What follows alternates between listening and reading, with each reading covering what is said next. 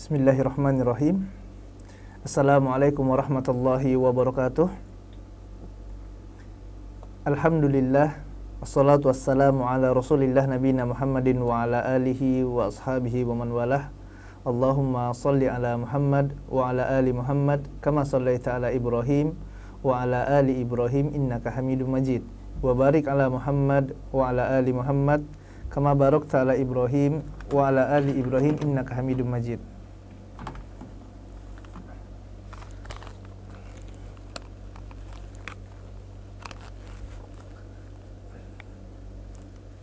Kaum muslimin dan muslimat, pendengar Radio Raja Pontianak 94,7 FM yang dimuliakan oleh Allah Tabaraka wa Ta'ala.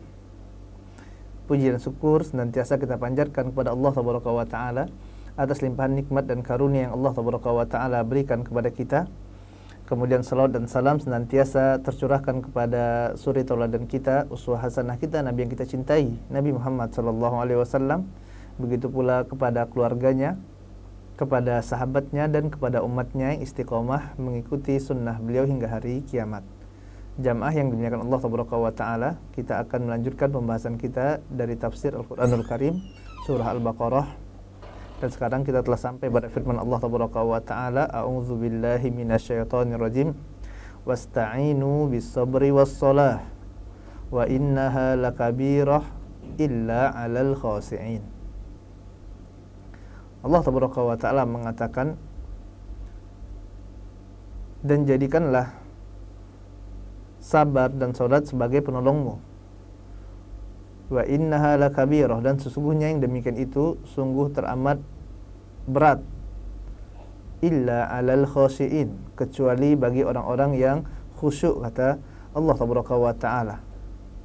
Surah Al-Baqarah ayat 45.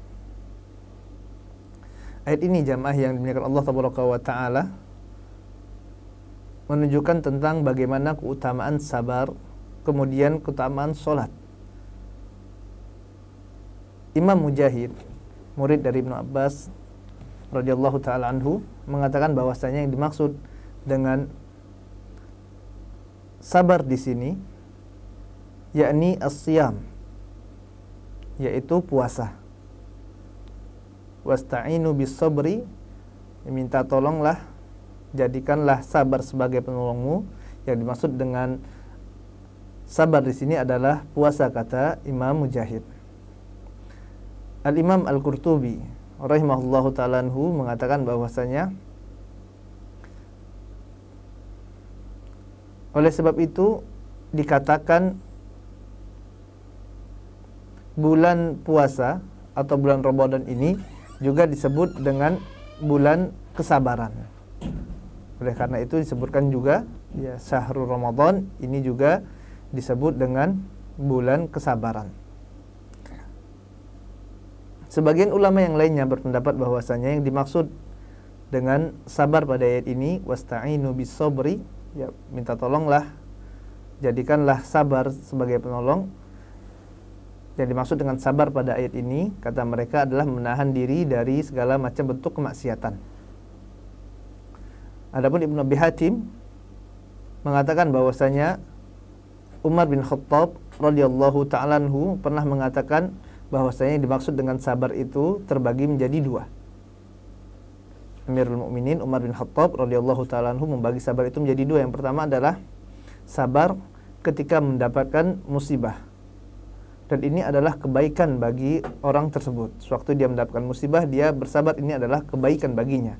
Dan yang kedua, yang lebih baik dari sabar yang pertama, yaitu bersabar dalam menahan diri dari mengerjakan apa yang Allah Tabaraka wa Ta'ala haramkan.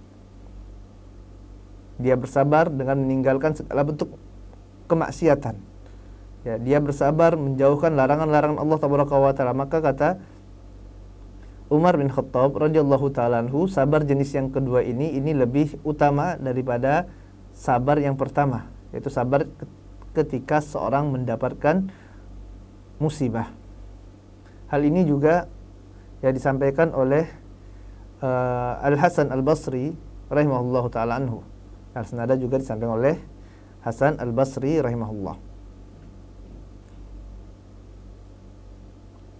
Kemudian Ibnu Mubarak rahimahullah ta'ala anhu mengatakan bahwasanya diriwayatkan dari Sa'id bin Jubair, dia mengatakan yang dimaksud dengan kesabaran adalah pengaduan seorang hamba kepada Allah Tabaraka wa Ta'ala atas apa yang menimpanya.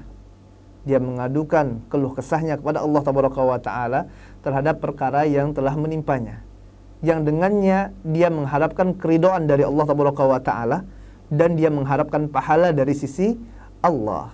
Ini adalah kesabaran, kata Ibnu Mubarak. Ya, dia mengadukan keluh kesahnya hanya kepada Allah Tabaraka wa Ta'ala saja. Dia yakin hanya Allah Tabaraka wa Ta'ala yang dapat membantunya. Kemudian dari apa yang dia lakukan itu, dari sabarnya dia mengharapkan keridhaan Allah Tabaraka wa Ta'ala, dan dengan itu pula dia mengharapkan pahala dari sisi Allah Tabaraka wa Ta'ala.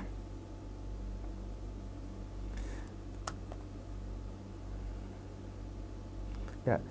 Terkadang kata muallif rahimahullah ta'ala di sini, seorang merasa cemas akan musibah yang dia terima, akan tapi dia tetap berusaha untuk tegar dalam menghadapi ujian tersebut dan tidak terlihat darinya kecuali hanya kesabaran semata. Ya.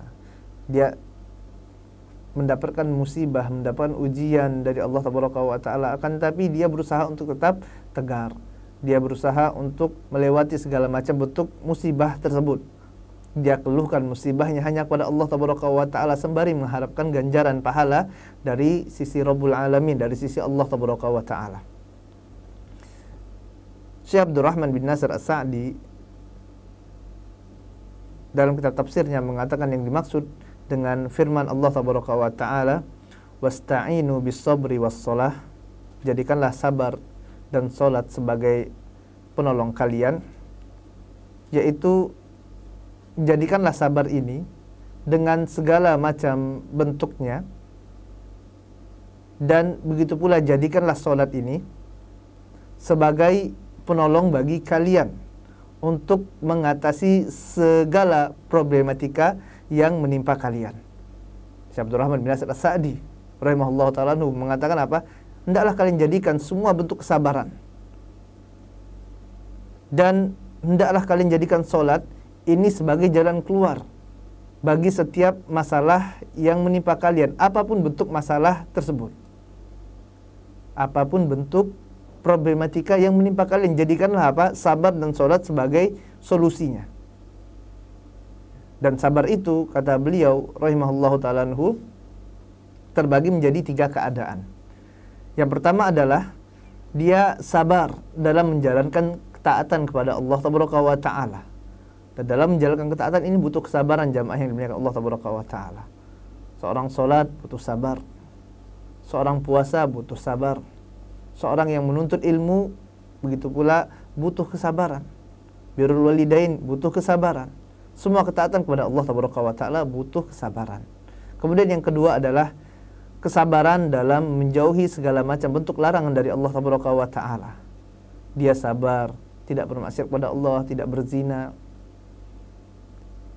Dia sabar, dia tinggalkan perkara-perkara yang diharamkan oleh Allah Tabaraka wa Ta'ala. Dia tidak makan riba, dia tidak durhaka kepada kedua orang tuanya, dia tahan lisannya dari menggibahi manusia, dia sabar untuk menjauhi segala macam bentuk larangan dari Allah Tabaraka wa Ta'ala. Dan yang ketiga adalah sabar terhadap takdir Allah Tabaraka wa Ta'ala yang menimpanya, dan dia tidak berkeluh kesah dengan musibah yang Allah Tabaraka wa Ta'ala berikan kepadanya dalam bentuk ujian bagi dirinya. Karena kan jamaah yang memuliakan Allah Tabaraka wa Ta'ala, terkadang seorang tidak sabar dengan musibah yang Allah Tabaraka wa Ta'ala berikan, padahal Allah Tabaraka wa Ta'ala sudah siapkan bagi mereka balasan yang lebih baik dari musibah tersebut. Allah Tabaraka wa Ta'ala telah siapkan skenario yang subhanallah jauh lebih indah dari apa yang dia inginkan. Akan tapi begitulah manusia, terkadang manusia tidak sabar.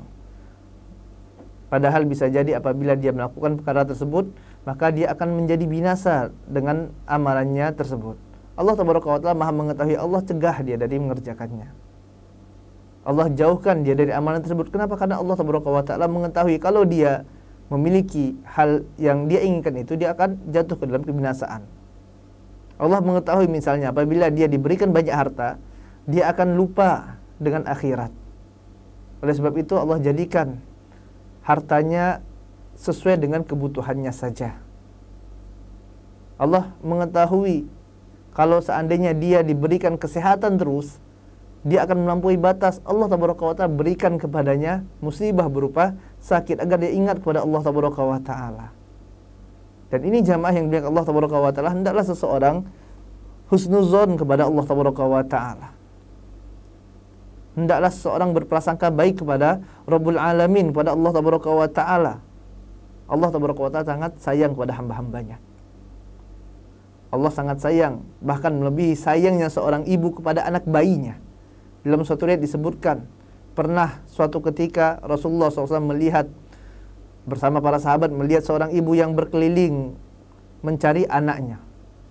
Kemudian setelah ibu tersebut menemukan anaknya, ya, anak bayi yang masih sangat kecil sekali, kemudian didekap sama ibu tersebut. Didekap, dan ini menunjukkan betapa sayangnya ibu ini kepada anaknya. Kemudian Rasul yang mulia SAW katakan kepada para sahabatnya, apakah mungkin ibu ini akan mencampakkan anaknya ke dalam api? Kata para sahabat, tidak mungkin ya Rasulullah. Kita semua menyaksikan bagaimana sayangnya ibu ini kepada anaknya.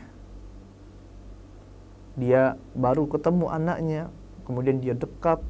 Ya subhanallah, menunjukkan rasa sayang yang besar. Kemudian Nabi yang mulia selalu katakan, sungguh Allah Tabaraka wa Ta'ala lebih sayang pada hamba-hambanya melebihi seorang ibu ini kepada anaknya. Subhanallah.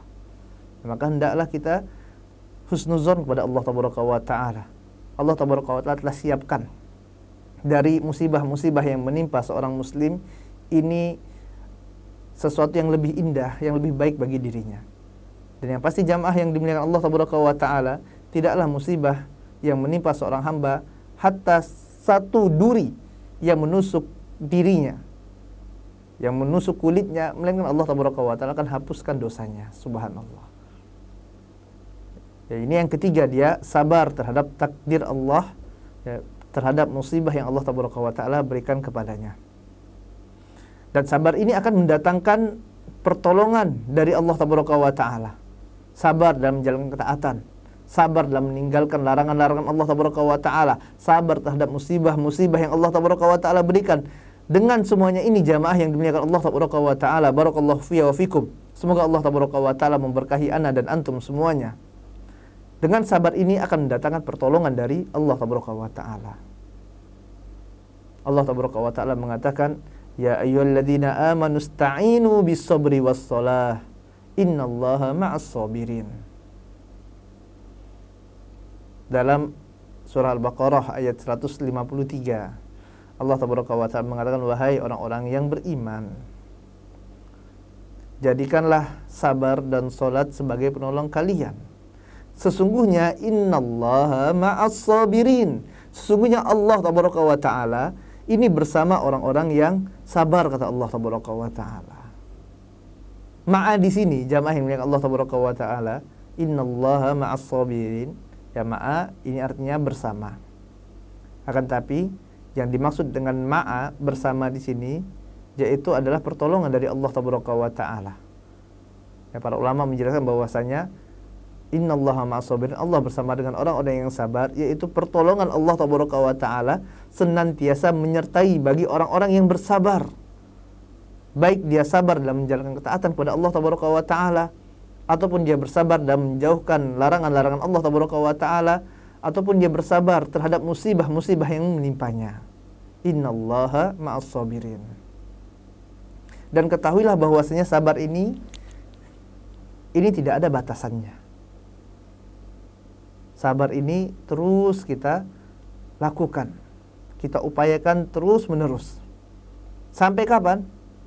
Kapan batasannya? Sampai kita meninggal dunia. Dan sewaktu kita hidup terus kita Bersabar jamaah yang dimuliakan Allah tabaraka wa taala. Tidak ada katanya udah kesabaran saya cukup sampai di sini, tidak ada. Seorang muslim tidaklah seperti itu. Bahkan Nabi yang mulia SAW mengatakan dalam suatu hadisnya yang diriwayatkan oleh Imam Ahmad dan lain-lain, pernah Nabi yang mulia SAW mengatakan, innakum satalqauna ba'di atharah.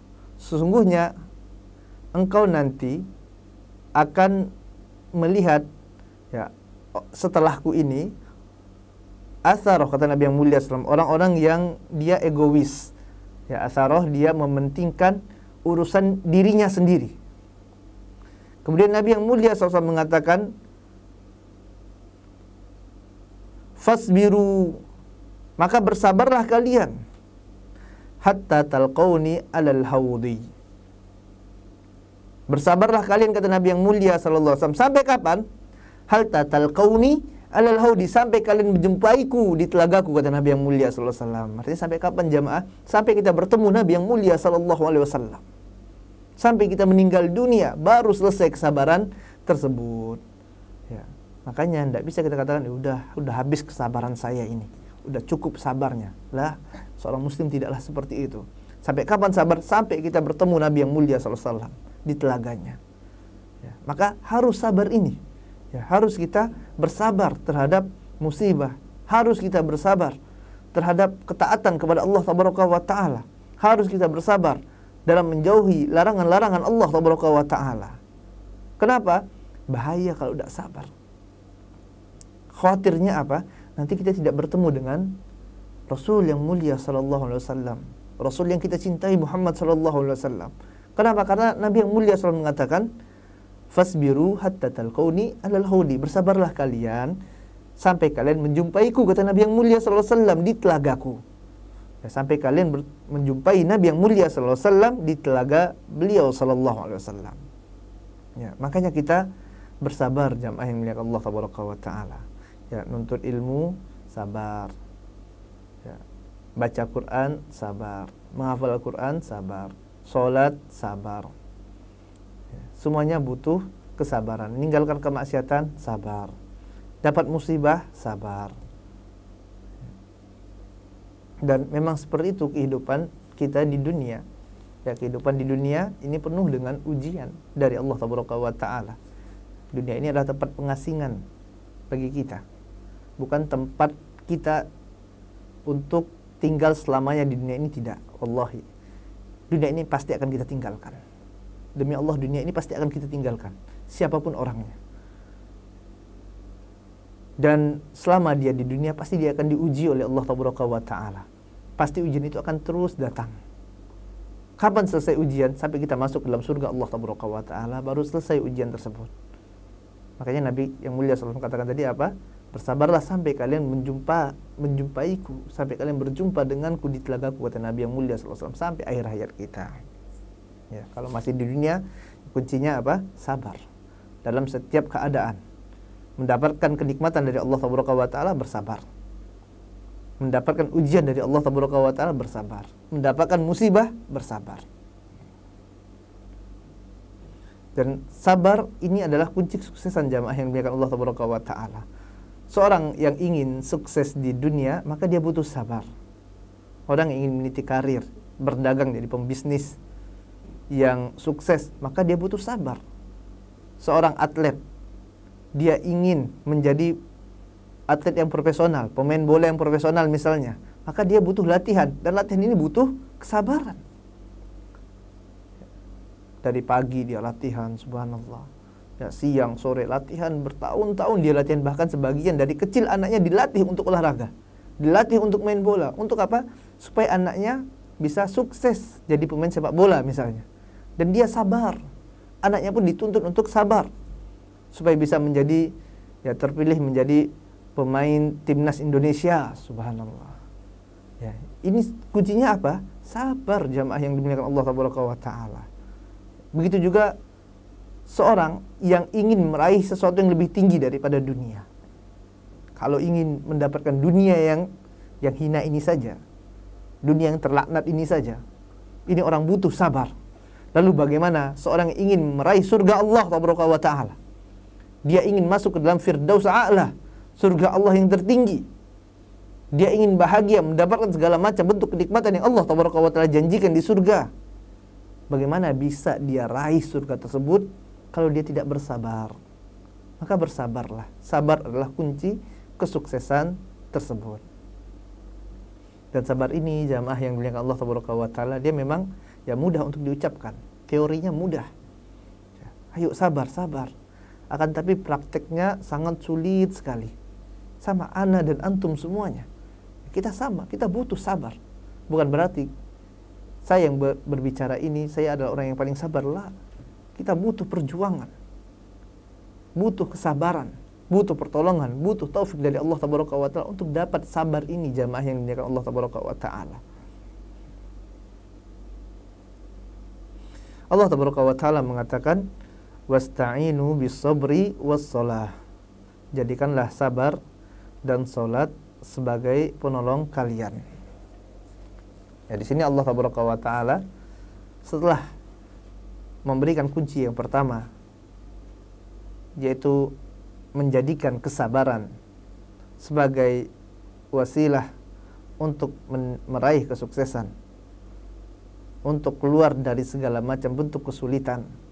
Allah wa ta'ala memberikan kunci yang kedua. Allah wa ta'ala mengatakan, wasta'inu bis-sabri was-shalah.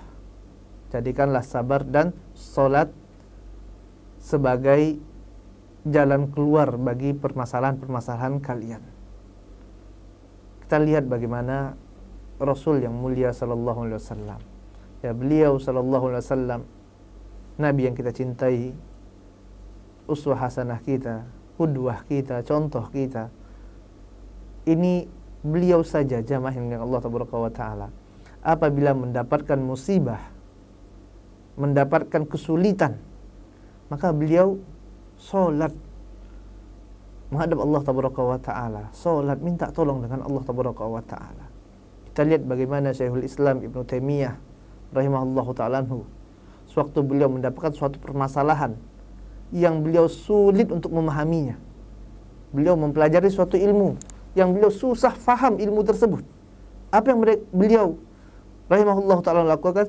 Ya, beliau rahimahullahu ta'ala anhu sewaktu mendapatkan masalah yang sulit, maka beliau solat. Beliau solat. Wasta'inu bis-sabri was-shalah. Al-Imam Al-Bukhari rahimahullahu ta'ala anhu, imam yang masyhur sekali, yang para ulama mengatakan kitab Sahih Bukhari ini adalah kitab yang paling sahih kedua setelah Al-Quranul Karim. Subhanallah.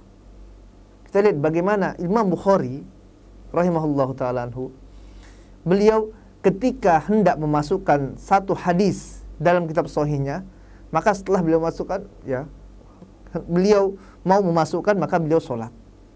Beliau memasukkan, beliau sholat. Kenapa? Agar beliau minta tolong pada Allah wa ta'ala. Agar apa? Agar yang dimasukkan dalam kitab-kitab ini hanyalah hadis-hadis yang sahih saja. Beliau minta tolong dengan Allah wa ta'ala. Dengan apa? Dengan solat jamaah yang dimuliakan Allah wa ta'ala. Ya, oleh sebab itu, hendaklah kita, sewaktu kita mendapatkan kesulitan, kita belajar sulit, kita solat jamaah yang dimuliakan Allah wa ta'ala.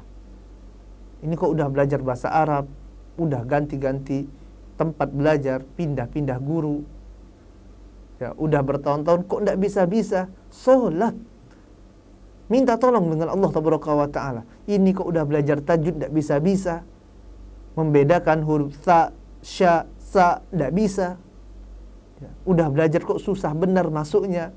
Solat, minta tolong kepada Allah wa ta'ala. Belajar fikih tidak faham-faham, solat jamaah solusinya. Begitu juga apabila kita mendapati anak kita bandel. Ini kok anak susah sekali disuruh sholat. Ini kok anak susah sekali disuruh belajar. Ini kok anak bandel sekali suka melawan orang tuanya. Maka minta tolong dengan Allah wa ta'ala.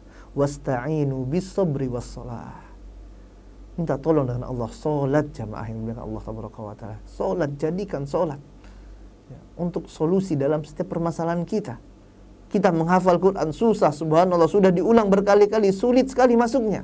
Salat, Jadikan sholat, dirikan sholat.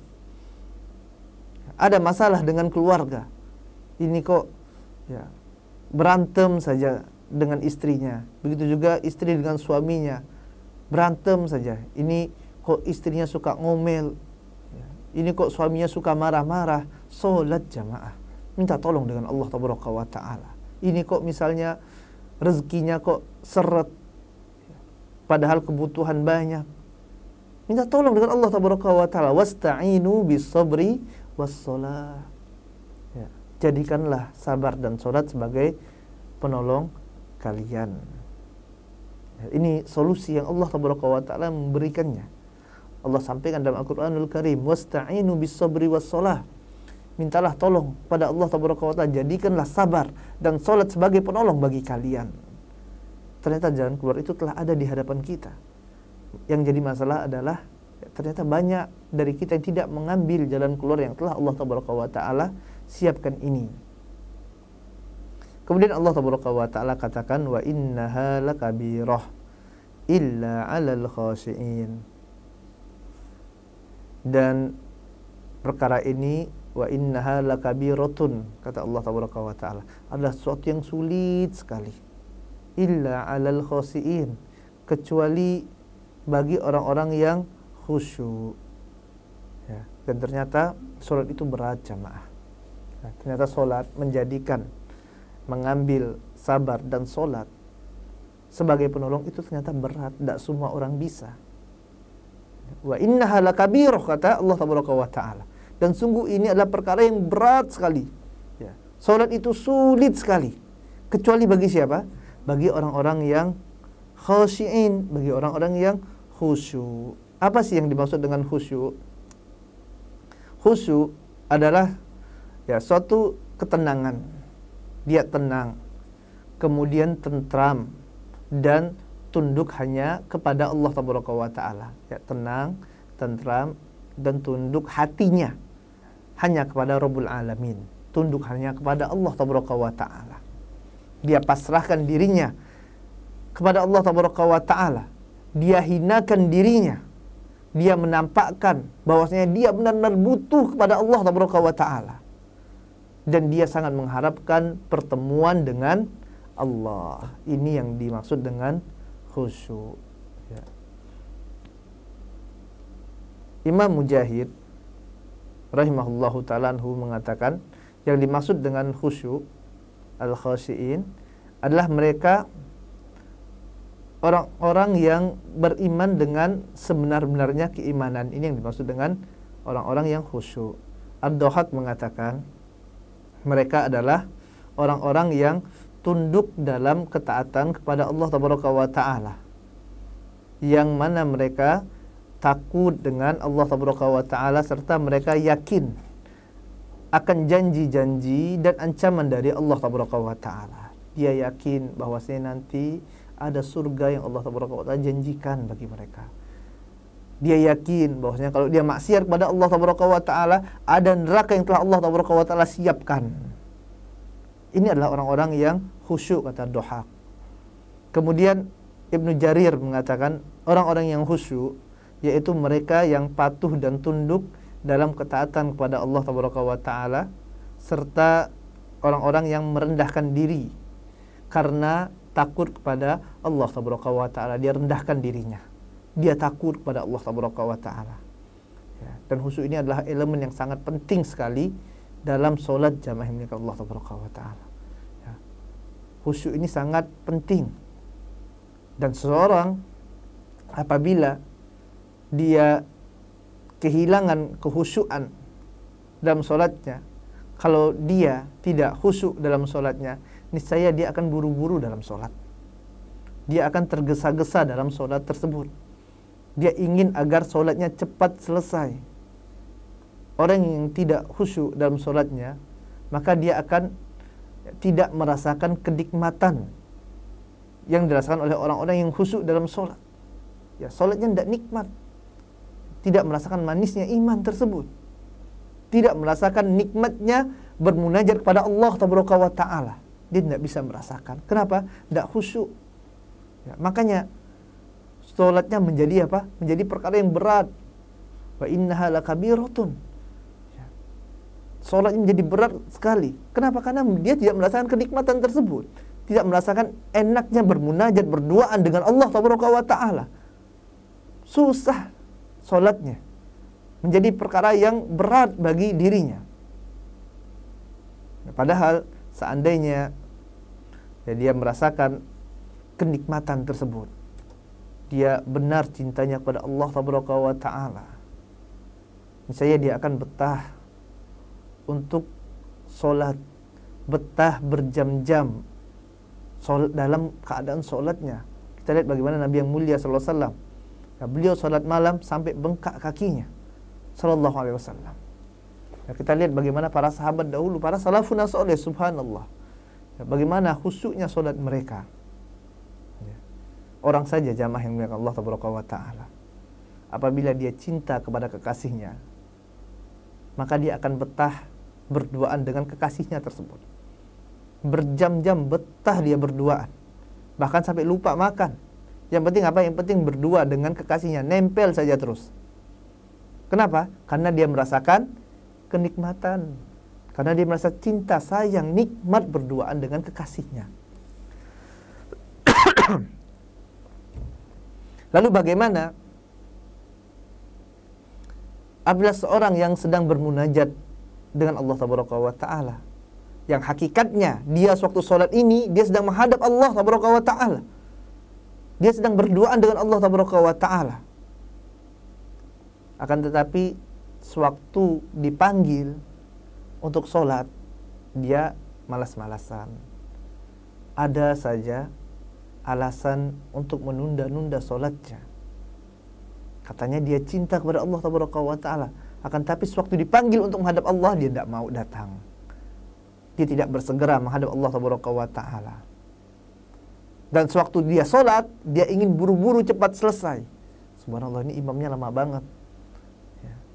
Padahal yang dibaca cuma surah An-Naba misalnya. Imamnya bukan baca surah Al-Baqarah, bukan. Ya. Yang dibaca ya surah Al-Ghoshiyah. Ya. Yang dibaca ya Abasa. Ya, surah-surah yang subhanallah, ya, yang sebenarnya ini ringan, akan tapi berat bagi sebagian orang. Kenapa? Karena mereka tidak merasakan nikmatnya bermunajat dengan Allah Ta'ala. Apalagi kalau sudah hari Jumat, sholat subuh, subhanallah, surah Sajadah, Ustaz, Masya Allah, ya, surah Sajadah sama Al-Insan, itu berat, ya, bagi orang-orang yang tidak merasakan nikmatnya bermunajat dengan Allah Ta'ala. Oleh sebab itu jamaah yang dimuliakan Allah Ta'ala, sewaktu kita dapati diri kita termasuk orang yang demikian, yang tidak betah sewaktu sholat menghadap Allah Ta'ala, maka kita koreksi qalbu kita, kita introspeksi diri kita. Ini tentu ada sesuatu yang salah dalam diri kita ini, maka kita harus benarkan, ya, kita perbaiki agar kita dapat merasakan kenikmatan menghadap Allah Ta'ala. Dan ini bisa jadi kenapa dia tidak dapat khusyuk dalam sholatnya, karena ada sesuatu yang jauh dia cintai dalam hatinya daripada sholat tersebut. Dia sholat akan tapi pikirannya melayang ke tempat lain. Kenapa? Dia menganggap sholat adalah perkara yang kecil. Dia tidak merasa bahwasanya sholatnya adalah perkara yang besar. Ada sesuatu di dalam hatinya yang lebih dia cintai daripada sholat tersebut. Makanya para ulama mengatakan bahwasanya kekhusyuan sholat ini, jamaah yang dimuliakan Allah Ta'ala, bagaimana agar kita bisa meraihnya, agar kita dapat khusyuk dalam sholat, tidak lain adalah dengan meningkatkan ketakwaan kita kepada Allah Ta'ala, dengan menguatkan akidah kita, keyakinan kita, dengan mempelajari tauhid kepada Allah Ta'ala. Dan ini tidak bisa diraih hanya dengan pelatihan sholat khusyuk. Orang yang melatih aja belum tentu khusyuk dalam sholatnya. Akan tapi bagaimana caranya? Dengan meningkatkan ketakwaan, dengan belajar tauhid, dengan mengenal Allah Ta'ala, mempelajari nama-nama dan sifat Allah Ta'ala, menguatkan keimanan kita kepada Allah Taala. Makanya Allah Taala katakan wa innaha lakabiratun illa 'alal khashiin. Kemudian pada ayat yang selanjutnya Allah Taala katakan alladzina yazunnuna annahum mulaqu rabbihim wa annahum ilaihi raji'un. Dan ini salat itu adalah sesuatu yang sulit kecuali bagi orang-orang yang khusyuk. Siapa orang-orang yang khusyuk itu? Alladzina yazunnuna annahum mulaqu rabbihim. Yaitu mereka yang yakin bahwasanya mereka akan bertemu dengan Rabb mereka. Mereka yakin mereka akan bertemu dengan Allah Taala. Dia yakin bahwasanya dia nanti akan bertemu dengan Rabbul Alamin. Dia yakin bahwasanya dia akan mati, dia akan dihisab oleh Allah Taala, dan dia yakin bahwasanya salat ini akan mendatangkan manfaat bagi kehidupan dia setelah kematian. Dan ini subhanallah. Alladzina yazunnuna annahum mulaqu rabbihim wa annahum ilaihi raji'un. Dan dia yakin dia akan kembali dengan Allah Taala. Dia yakin dengan kampung akhirat. Ya, ini orang yang tauhidnya mantap. Ya, akidahnya sudah benar. Baru orang itu bisa khusyuk dalam sholatnya. Makanya jangan kita petenteng-petenteng gitu. Terkadang sebagian ikhwah ini merasa sudah ngaji tauhidnya sudah lama, merasa udah mantap tauhidnya, padahal sholatnya tidak bisa khusyuk. Kalau kita seandainya sholatnya masih belum bisa khusyuk, jamaah yang dimuliakan Allah Taala, kita masih suka melayang kemana-mana pikiran kita sewaktu sholat, maka kita periksa kembali, ini masih ada yang salah dengan akidah kita. Kita periksa kembali tauhid kita ini masih lemah, ini masih lemah keimanan kita kepada hari kiamat. Iman kita kepada hari akhir ini masih bermasalah. Makanya sholat kita masih belum bisa khusyuk. Walaupun misalnya ngaji sudah lama, walaupun misalnya sudah banyak kitab-kitab para ulama yang sudah kita selesaikan, walaupun sudah bisa bahasa Arab, walaupun sudah hafal Al-Quran misalnya, tapi kalau seandainya sholatnya masih belum khusyuk, ini ada yang salah dengan akidah kita, dengan tauhid kita ada yang bermasalah. Makanya terus kita belajar, kita perbaiki. Dan ini berlaku untuk semuanya, bagi ana dan bagi antum semuanya. Kita perbaiki, kita terus belajar tauhid.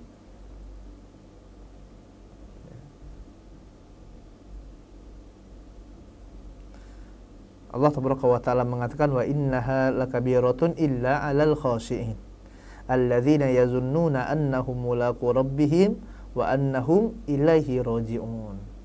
Yaitu mereka yang yakin bahwasanya mereka akan bertemu dengan Allah Taala. Artinya kekhusyuan ini jamaah yang dimuliakan Allah Taala, dia akan berjalan lurus dengan keyakinan seseorang. Dia akan tegak lurus dengan akidah seseorang. Semakin mantap akidahnya, semakin khusyuk dia dalam sholatnya. Semakin mantap tauhidnya kepada Allah Taala, semakin betah dia berdua-duaan dengan Allah Taala. Apabila akidahnya bermasalah, akidahnya lemah, tauhidnya bermasalah, maka dia juga akan merasakan ketidakkhusyuan dalam sholat tersebut. Jamaah yang dimuliakan Allah Taala, para ulama menjelaskan ada beberapa tips agar kita dapat meraih kekhusyuan dalam sholat.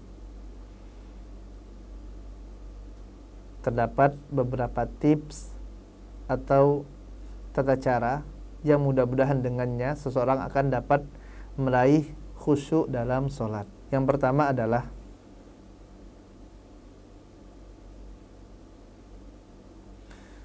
hendaklah sewaktu sholat jangan sampai ada sesuatu yang terpaut dalam hati kita dari perkara-perkara dunia.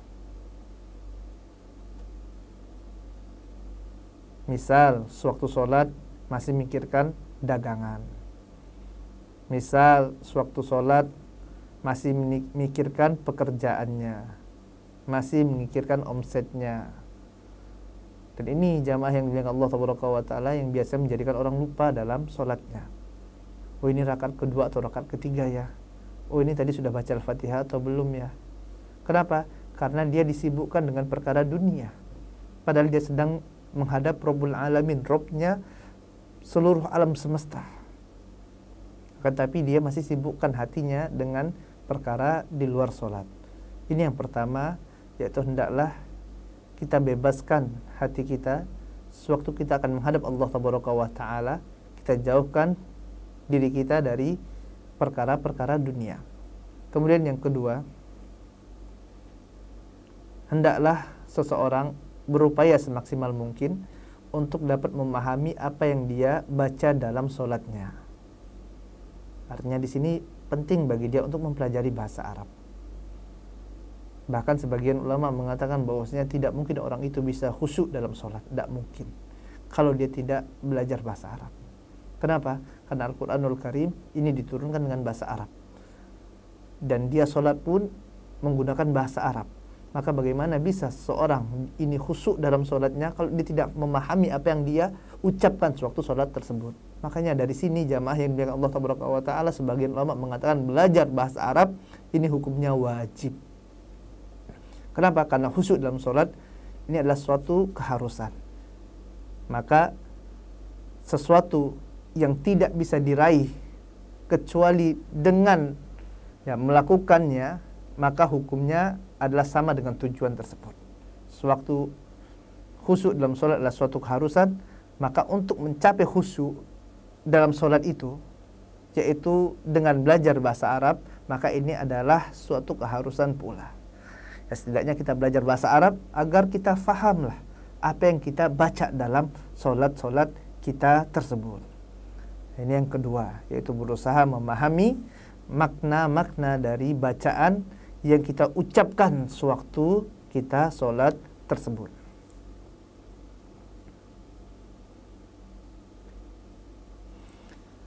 Kemudian yang ketiga, hendaklah kita berupaya semaksimal mungkin untuk menghilangkan hal-hal yang dapat mengganggu kekhusyuan kita sewaktu sholat. Contoh misalnya, sejadah yang memiliki motif yang aneh-aneh. Ini ditinggalkan jamaah yang mulia Allah Tabaraka wa Ta'ala. Makanya ya dalam suatu hadis yang diriwayatkan oleh Imam Abu Daud, pernah Nabi yang mulia sallallahu alaihi wasallam suatu ketika diberi pakaian oleh Abu Jaham, yang mana bajunya ini banyak perhiasannya, sehingga sewaktu sholat Rasul yang mulia sallallahu alaihi wasallam ini disibukkan dengan hiasan-hiasan tersebut. Kemudian selesai sholat, Rasul yang mulia sallallahu alaihi wasallam balikkan bajunya. Ini Nabi yang mulia sallallahu alaihi wasallam. Rasul kembalikan pakaiannya kepada Abu Jaham. Kenapa? Karena mengganggu kekhusyuan sholat beliau sallallahu alaihi wasallam. Ini Rasul yang mulia sallallahu alaihi wasallam. Siapa orang yang sholatnya lebih khusyuk daripada Nabi yang mulia sallallahu alaihi wasallam? Tidak ada.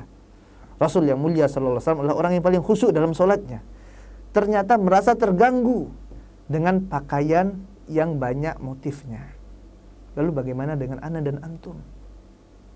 Bahkan terkadang orang sholat yang jadi sejadah apa? Quran. Waktu sholat Id, subhanallah. Akhirnya dia sholat Allahu Akbar sambil baca. Ini beritanya tentang apa? Ya. Lalu apakah seperti ini bisa khusyuk? Jawabannya tidak mungkin bisa khusyuk. Tidak mungkin bisa khusyuk jamaah yang mulia Allah Tabaraka wa Ta'ala. Maka hendaklah tips yang ketiga ini kita hindari dari perkara-perkara yang dapat mengganggu kekhusyuan kita dalam sholat. Dan juga kita hindari dari perkara-perkara yang dapat mengganggu kekhusyuan orang dalam sholat. Dia pakai baju, tulisannya macam-macam di belakangnya. Sholat berjamaah, akhirnya menjadikan jamaah yang lainnya tersibukkan dengan pakaian dia. Ini kita berdosa jamaah yang mulia Allah Ta'ala kalau seperti ini. Mengganggu kekhusyuan orang dalam sholat. Nasallahu salamata wal afiyah. Semoga Allah Ta'ala selamatkan kita dari perkara yang demikian. Kemudian yang keempat adalah hendaklah kita selalu merasa diawasi oleh Allah Ta'ala.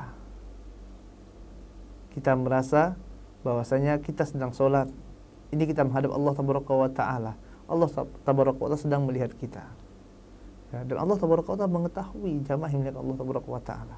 Bukankah Allah Taala mengatakan, alam taru annallaha ya'lamu ma fis samawati wa ma fil ard, ma yakunu min najwa salasatin illa huwa rabi'uhum wala khamsatin illa huwa sadisuhum wala adna min dzalika wala aktsara illa huwa ma'ahum aina makanu. Allah Taala mengetahui tindak tanduk kita. Allah Taala mengetahui kita yang sedang sholat, bahkan khusyuk atau tidaknya kita dalam sholat, Allah Taala mengetahui. Ya. Maka hendaklah kita renungkan ini. Ya Allah, kita sholat sewaktu kita ingin memikirkan perkara-perkara dunia yang lainnya, sewaktu kita diganggu oleh jin, ya, yang mengganggu kehusuan seorang dalam sholat. Dan ini ada jamaah yang dimuliakan Allah Taala. Ya, jin yang mengganggu seorang sholat, yang namanya adalah khinzib, kata Nabi yang mulia SAW. Ya, khinzib ini yang mengganggu kita dalam sholat. Terkadang orang dia lupa di mana meletakkan kunci motornya. Waktu sholat Allahu Akbar, baru aja mulai sholat udah, oh ingat ternyata diletakkan ya di atas meja, di rak sepatu. Subhanallah. Baru mulai sholat, akhirnya apa? Pikirannya terganggu, tidak konsen dalam sholatnya. Ini perbuatan di antaranya adalah khinzib, yang dia membisikkan was-was dalam hati-hati manusia, ya, mengingatkan orang sewaktu sholat tadi. Oleh sebab itu Rasul yang mulia sallallahu alaihi wasallam mengajarkan kita, ya, apabila kita sedang sholat diganggu oleh khinzib ini, oleh jin tersebut, maka hendaklah kita ya meludah ke kiri sebanyak 3 kali dan mengucapkan ya a'udzubillahi minasyaitonirrajim. Ya, kita berta'awuz, ya, meludah 3 kali. Ya cukup misalnya meludahnya dengan isyarat saja. Ya, tidak perlu antum meludah banyak-banyak ludahnya gitu kan, nanti marah orang. Ya, cukup dengan isyarat saja, ya sedikit saja. Kemudian ya ta'awuz, a'udzubillahi minasyaitonirrajim. Ini untuk mengusir gangguan syaitan tersebut. Ini adalah 4 tips jamaah yang dimuliakan Allah Taala yang mudah-mudahan dengannya kita dapat meraih kekhusyuan tersebut. Kemudian Allah Taala mengatakan, alladzina yazunnuna annahum mulaqu rabbihim wa annahum ilaihi raji'un. Ya, orang-orang yang bisa khusyuk dalam salat ini adalah mereka yang alladzina yazunnun, mereka yang yakin, ya, yang mengetahui, yang mereka berilmu. Dikarenakan zon ini, jamaah yang dimuliakan Allah Taala, dia juga termasuk ilmu. Para ulama mengatakan ilmu itu, ma'rifah, pengetahuan seorang terhadap sesuatu itu terbagi menjadi 2. Yang pertama adalah al-yakin, yang kedua adalah zon. Apa itu zon? Zon adalah prasangka yang kuat. Ya, prasangka yang kuat. Ini pun termasuk ilmu. Ghalibatuz zon, prasangka terkuat, ini pun termasuk pengetahuan. Alladzina yazunnuna annahum mulaqu rabbihim wa annahum ilaihi raji'un.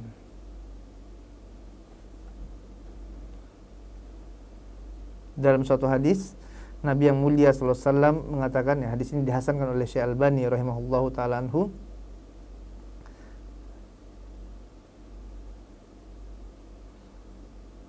bahwasanya di antara tips agar orang dapat meraih kekhusyuan dalam sholat adalah dengan mengingat kematian. Ya, dia senantiasa ingat bahwasanya dia akan mati, dan dia merasakan bahwasanya bisa jadi sholat ini adalah sholat yang terakhir bagi dirinya.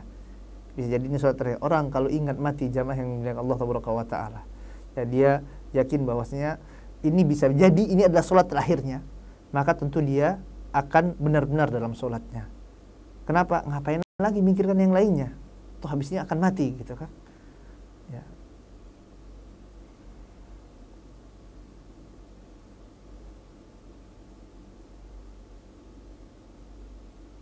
Tapi Anda rasa ini saja yang dapat Anda sampaikan pada kesempatan kali ini.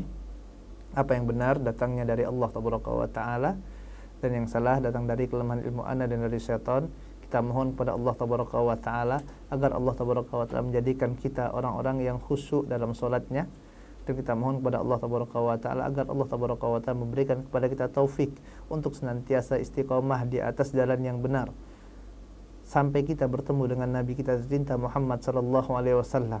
Dan kita mohon kepada Allah Taala dengan nama-namanya yang indah dan sifat-sifatnya yang mulia, agar Allah tabaraka wa ta'ala menjadikan ilmu kita ini menjadi ilmu yang manfaat, dan Allah tabaraka wa ta'ala menjadikan Al-Quran sebagai hujjatun lana wala alaina, hujjah bagi kita yang akan memudahkan hisab kita nanti pada hari kiamat, dan bukan hujjatun alaina, bukan sesuatu yang akan memberatkan timbangan kita pada hari kiamat kelak. Wassallallahu ala nabiyyina Muhammadin wa ala alihi wa ashabihi wasallam, wa akhiru da'wana walhamdulillahirabbil alamin. Subhanakallahumma wa bihamdika asyhadu an la ilaha illa anta astaghfiruka wa atubu ilaik.